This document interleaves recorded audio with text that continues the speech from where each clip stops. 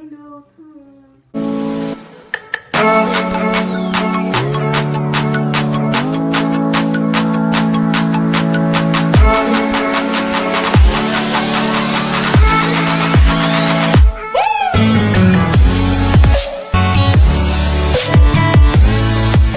Hey guys, welcome to my channel. Donc du coup aujourd'hui on se retrouve pour une nouvelle vidéo.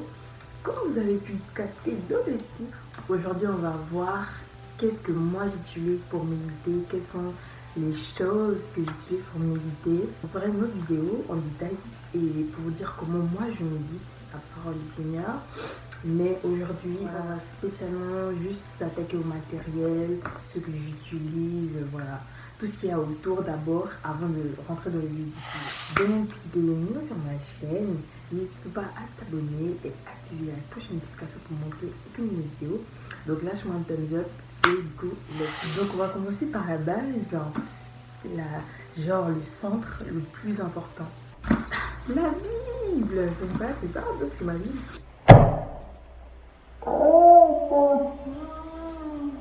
Donc c'est ça, c'est ma vie.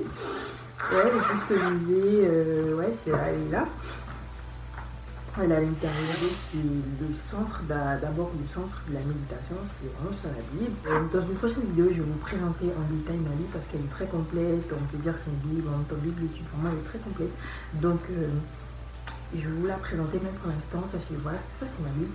Et du coup, c'est la chose la plus importante lors de la méditation de la parole du Seigneur. C'est ça quoi. Tout ce qui vient après là, on peut ne pas avoir, mais ça c'est un must, c'est la chose qu'il faut avoir. C'est la chose qu'il faut avoir. Déjà en tant que chrétien et tout, la méditation de la parole, il faut bien commencer par la Bible. Next. Donc, il y a ça, ça et ça. Donc ça c'est quoi en fait? Ce sont les carnets que j'utilise. Ce sont les carnets, bon je pense que ça vous avez déjà vu ça dans une vidéo. Genre ce sont les carnets que j'utilise pour noter. J'en avais plein d'autres, mais juste là je pense que les petits, en fait je vais arrêter avec les petits carnets là, parce qu'il y a trop de choses que voilà, quand on sort et tout, et là les petits carnets ça suffit plus. Donc je pense que je vais acheter un gros carnet, même pas un carnet, je vais acheter un gros cahier comme ça. Je vous recommande, à quoi ça sert. En fait, lors de la méditation, comme je disais, c'est comme une étude en profondeur, tu vois. Et donc, des fois, donc il y a des versets genre qui t'interpellent et tu peux les noter dans ton carnet, dans ton cahier, tu peux les noter, tu vois. Si le Seigneur te fait grâce, toute l'intelligence et tu comprends, te donne un enseignement, tu peux noter. Si tu as une vision pendant ta méditation, tu peux la noter. Si tu as un songe même, tu le notes, parce que moi, souvent, c'est très important. Parce que vraiment ça te permet, vraiment tout ce que tu lis, des petits résumés aussi, ça te permet aussi de faire des résumés, des chapitres par exemple. Si par exemple tu viens à lire un livre et tu veux faire un petit résumé, tu vas avoir une idée, tu peux noter. Vraiment c'est très important d'avoir ces cahiers-là pour pouvoir noter déjà tout ce que tu reçois, pour pouvoir noter tout ce que tu comprends, pour pouvoir noter vraiment tout, tu peux tout noter dedans, vraiment tu peux mettre les versets, tu peux mettre tout ce que tu veux dedans, vraiment tout ce qui a rapport avec la parole, tu peux tout noter dedans et c'est vraiment très bien parce que au moins tu pourras, si tu as un problème, tu as une épreuve et tout, et tu lis ça, tu lis des enseignements que tu avais reçus après, tu es en mode ah, là je vais pas abandonner. Je ne peux pas abandonner la foi parce que regarde ce que le Seigneur m'avait dit, voilà. Donc c'est très important, tu vois, de noter, de noter tout ça. Et aussi que ça soit, même pour partager un enseignement avec les autres. Si tu peux oublier parce qu'on est limité par la mémoire, tu vois. La mémoire peut faire défaut, tu vois. Mais au moins les écrits restent, tu vois. Les écrits restent. Tu peux faire un partage avec des frères et sœurs. Et là, tu peux...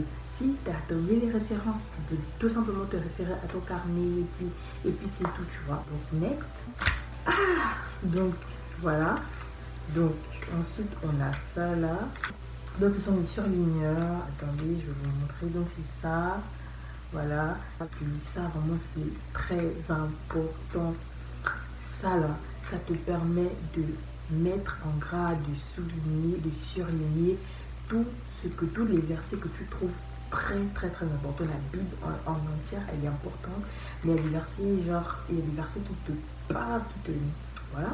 Et donc là, tu peux tout simplement surligner, tu peux tout simplement surligner, tu vois. Et comme ça, au moins, ça te tique, même quand t'avais oublié tout ça, quand tu passes, ça te tique toujours parce que il y a la couleur là, tu vois. Donc, directement, ça attire ton attention, tu vois. Et donc là, c'est juste trop bien. Moi, les surligneurs, c'est très important. Bon, j'en avais plus, mais j'en ai donné, et puis voilà, il ne me reste plus que pas. Ouais, donc c'est pas grave. Donc il y a ça, voilà. Je sais pas si vous voyez. Là, en fait, on va ouvrir. Hein. C'est... Moi, j'utilise ça beaucoup. Donc c'est ça, là. Voilà. Moi, j'utilise beaucoup plus ça pour pouvoir, comment dirais-je, mettre des thèmes, des thématiques. C'est-à-dire que, par exemple, si dans un chapitre, c'est-à-dire que si sur une page, la Bible, on parle par exemple des mauvaises compagnies, et je vais en prendre un, je vais écrire mauvaise compagnie et je vais coller. Je mets, comment dirais-je, je mets, par exemple, mauvaise compagnie, je mets ça en haut de la page, comme ça, au moins, je sais que quand j'arrive à cette page-là, il y a un verset qui est relatif aux mauvaises compagnies, tu vois. Et ça, j'utilise ça aussi. Ça, c'est pour plus me retrouver. C'est-à-dire que lorsque je suis en train de lire un livre, par exemple, si je suis en train de lire le livre d'Ésaïe et que j'ai commencé à lire le premier chapitre, le deuxième chapitre, le troisième chapitre, et je n'ai pas terminé, je peux prendre un là et mettre ça en haut pour savoir que c'est à ce niveau-là que je me suis arrêtée, à tel niveau, et c'est là où je dois reprendre. Donc vraiment, et puis ça aussi, vous pouvez aussi mettre les thématiques, hein, c'est précis. Toute une page parle que d'une seule partie. Vous pouvez aussi mettre ça. Par exemple ici là, j'ai noté quelque chose là. Donc mais quand l'endroit est trop serré, je fais comme ça. Tu vois, je peux aussi mettre, quand l'explication est proche, je peux aussi mettre ça comme ça, tu vois. Je mets ça correctement et tout.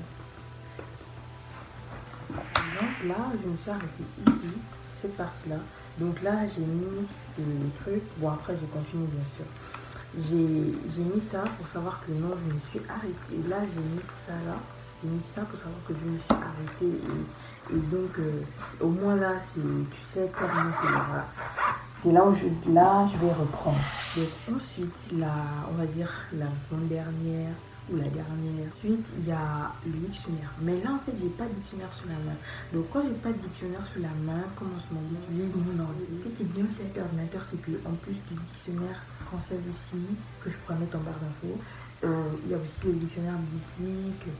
Il y a aussi les traductions hébraïques et grecques. Donc vraiment, c'est trop bien en fait. Donc la compréhension est voilà, directement voilà, un peu plus facile. Mais bon, c'est vrai, les yeux, on pratique parce que, comme vous savez, les écrans, c'est pas trop bien pour la santé. Et non, je veux même pas dire que c'est pas trop bien, c'est vraiment pas bien pour la santé. Mais les cahiers, ça, et ça, donc c'est un peu ça. Donc c'est un peu ça. Vraiment, c'est très important vraiment, de travailler pour les cours et tout. On se met tout un arsenal et tout, mais vraiment pour la Bible aussi, prenons du temps. Un petit 1h30, 2h, ou même 30 minutes, c'est en fonction de la compréhension de chacun. Et voilà, commencez par faire d'abord. De toute manière, je ferai une vidéo sur comment je médite. Vraiment, positionnez-vous sur un bureau, mais si vous n'avez pas de bureau, c'est pas grave. Mais ce serait très bien quand même d'avoir un bureau, d'avoir une surface propre, nettoyée. Vous amenez vraiment vous amenez toutes ces choses-là et la méditation peut commencer. Let's go! Et j'aimerais vraiment, mais vraiment que vous me dites en commentaire ce que vous pensez.